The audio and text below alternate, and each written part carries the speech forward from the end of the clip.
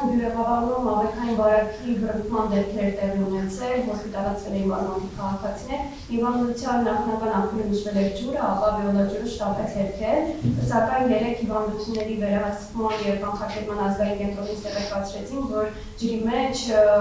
մանրէներ են հայտնաբերել, ինչ տեղեկություններ ունենք, ով է ճիշտ վիոլոջուրը, թե ամենագույն հիվանդությունների վերահսկման և ազգային կենտրոնում, և մեկ էլ նշվում է, որ հնարավոր է 2027 թվականին ապահովագրավճարի վճարները ավելանան, բարձրանան, այդ մասին ինչ տեղեկություններ։ Նախ ասեմ, որ պետք է հենվենք փաստերի վրա և հիվանդությունների վերահսկման և կանխարգելման ազգային կենտրոնը այն պատասխանատու օղակն է, ով իրականացնում է փորձաքննություն, իրականացնում է թե պացիենտներից վերցրած նմուշներից, ուրեմն հետազոտություններ և դրա համար մենք մինչև չենք ունենում ամբողջական ուրեմն հետազոտությունների արդյունքը, նաև չենք շտապում հայտարարություններով և ըստ էության, երբ որ ամփոփեցինք և ունենք արդեն հստակ թե ինչ ենք հայտնաբերել նմուշներից, արդեն համապարփակ ներկայացրել ենք նաև հանրությանը, ասեմ, որ շատ արագ կերպով իհարկե ջրի մաքրման և այլ ուրեմն աշխատանքները համապատասխան կառույցների և վիոլաջրի հետ իրականացվել է, այս մասով էլ ուզում եմ ասեմ, տեսեք հետազոտությունների ընթացքը բավական երկար է, որովհետև այնտեղ այդ բականալիզները որոշակի ժամանակ պիտի անցնի, որ մենք ունենանք վերջնական պատասխանները, բայց աշխատանքները կանխարգելիչ, արդեն իսկ վարակը ներողություն բռնկումը ի հայտ գալուց հետո իրականացվում են։ Այս պահին ասեմ, որ պացիենտների առումով ունենք բավարար վիճակ, նրանք բոլորը դուրս են գրվել և շարունակականություն չունենք այս մասով, եթե կլինեն այլ անհրաժեշտ տեղեկատվություն կիսվելու, մենք վստահ եղեք, որ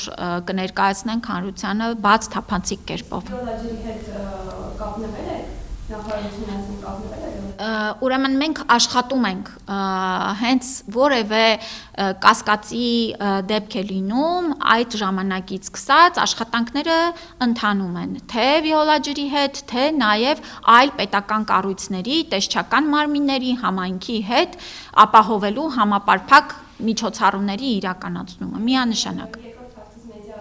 Այո։ Տեսեք, այս պահին դժվար է խոսել 27 թվականի մասին, որովհետև դուք 27 ասեցի, թե 28,